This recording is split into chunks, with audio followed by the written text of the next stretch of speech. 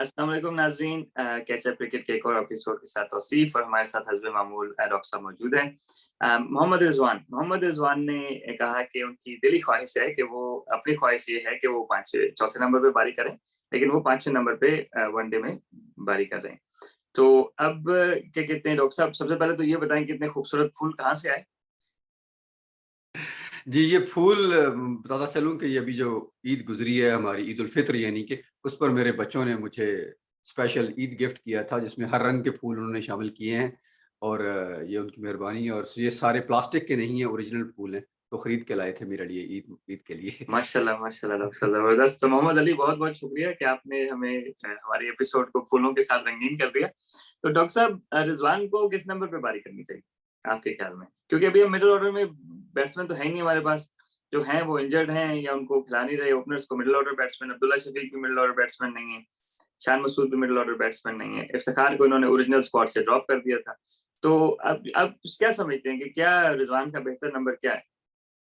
मेरा ख़्याल है कि रिज़वान इस वक़्त जिस नंबर पर खेल रहे हैं वही बेहतर है, उनकी ख़्वाहिश अपनी होना और बात है। लेकिन ये शायद उन्होंने अपने इंटरव्यू में भी कुछ ऐसा ही कहा है, हम अपनी तरफ से उसका मतलब टिल्ट कर लेते हैं, जो जो हमें चाहिए अपने चैनल के लिए, हम उसमें जी, से जी। मकसद भी वही निकाल लेते हैं।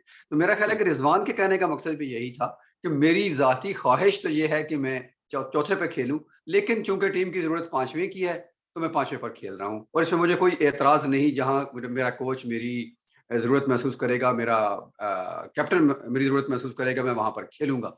लेकिन ये इतनी बड़ी कंट्रोवर्सी थी भी नहीं, लेकिन उसको हमने इस तरह से ले लिया कि जैसे वो खेलना 4 पर चाहता है, हम उसको ज़बरदस्ती 5 पर खिला रहे हैं। मेरा ख्याल है जहाँ तक और उसकी ज़रूरत भी 5वें पर।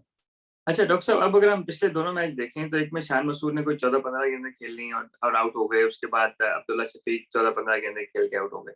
तो आपको नहीं लगता कि चौथे नंबर पे तो अभी हम क्या कहते हैं, एक तरह से म्यूजिकल चेयर्स ही चल रही हैं कि कभी खेल रहा है, कभी एक वो सोहेल इंजर्ड हो गए, अदरवाइज उन्होंने खेलना था। तो आपको लगता नहीं है कि स्टेबिलिटी के लिए Rizwan is a definite starter? ठीक है, तो why just can't we bat him at 4? सो क्योंकि बाकी जो रिवॉल्विंग डोर ही है एक तरह से कि एक बंदा आ रहा है, दूसरा आ रहा है, कोई इंजर्ड हो रहा है, ये वो हो रहा है। तो is it not worth it कि टीम को स्टेबल करने के लिए आपके पास देखें रिजवान ओपनर 2, तीसरे पे बाबर तो पक्के हैं, ठीक है? अगर चौथा बंदा भी हम पक्का कर लें तो एटलीस्ट हमारे पास स्टेबल टॉप 4 होंगे। अब ये हो रहा है कि 1 विकेट गिरती है, बाबर आ जाते हैं, 2 विकेटें गिरती हैं, तो फिर हमारा जो भी बंदा खेल रहा है चौथे पे, वो एक तरह से मेहमान अदाकार है। तो आप नहीं समझते कि अगर रिज़वान चौथे पे खेलें तो एटलीस्ट हमारे टॉप के 4-4 फर्म होंगे और उसके बाद फिर हम डिस्कस कर सकते हैं? अ, ठीक है किसी हद तक आपकी बात, लेकिन उसमें प्रॉब्लम ये आएगा कि अब अगर हम अब सिर्फ़ 4 पर स्ट्रगल कर रहे हैं ना, नंबर 4 पर, तो फिर 5, 6, 7 पर भी हम स्ट्रगल करने लग जाएँगे।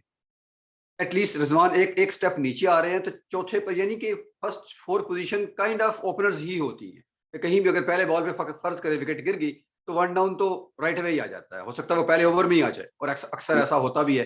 तो इसलिए मेरा नहीं ख़्याल कि ओपनर में 1 डाउन में इवन 2 डाउन में भी यानी कि नंबर 4 वाले को भी काइंड ऑफ ओपनर होना चाहिए और हमारे पास चूँकि वैसे ही ओपनर की भरमार है, तो व्हाई नॉट कि उन्हीं 4 को ही हम ऊपर-नीचे करके 1 से लेके 4 तक खिलाएँ और चूँकि रिज़वान में ये स्टेबिलिटी है, वो खेल सकते हैं, नीचे लंबी इनिंग खेलने की अहलियत भी रखते हैं। तो मिडल ऑर्डर जो इफ्तिखार की वजह से और मुख्तलिफ और लोगों की वजह से जो खाली पड़ी हैं, बिल्कुल खाली पड़ी है, बल्कि मैं तो कहता हूँ 5वाँ, 6ठा और 7वाँ बिल्कुल खाली है।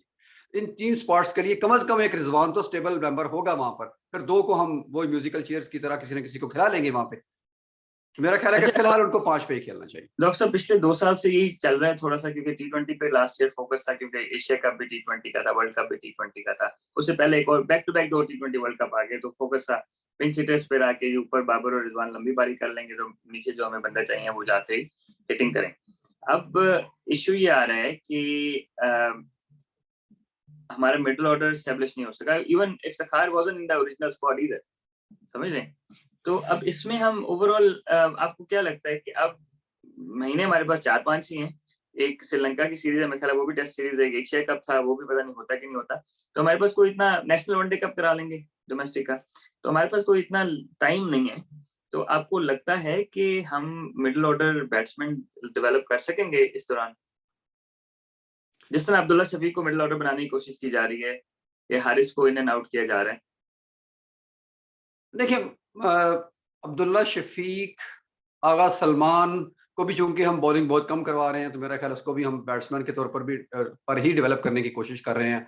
अगर सलमान गो की अभी तक फिलहाल दोनों मैचों में उनकी परफॉर्मेंस ना अब्दुल्ला शफीकी को नजर आई, ना उनकी नजर आई। अब ये भी मुझे कोई मैं वो नहीं बनना चाह रहा कि खामखा की कंट्रोवर्सी क्रिएट करूं, लेकिन कहीं ऐसा नजर आता है कि जैसे कहीं पुश करके ना लोगों को, लाहौर कलंदर्स के लोगों को ज्यादा इन करने की कोशिश की जा रही है। तो मतलब इसको ये मत लीजिएगा कि हम मतलब उनके अगेंस्ट हैं, ये नहीं बात। बात वो है कि जो भी बंदा हमें पाकिस्तान के लिए सूट करे इसको जरूर खिलाना चाहिए। लेकिन जबरदस्ती वाली वही बात आपने जैसे की कि 6 इनिंग्स में अब्दुल्ला शफीक के 14 के एवरेज से स्कोर कर रहा है उस वक्त।